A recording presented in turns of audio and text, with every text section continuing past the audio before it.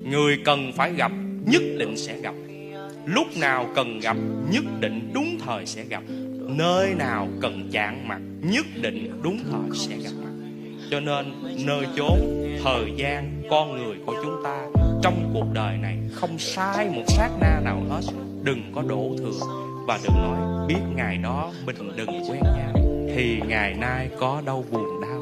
Vì cuộc đời này ngày trước là có thiếu nợ trả dai, trên ngày nay nhất định gặp lại. Nhớ nha, gặp đúng người, gặp đúng mặt, gặp đúng thời điểm, gặp đúng nơi chốn, đúng từng sát na này đó các vị, không chối bỏ được.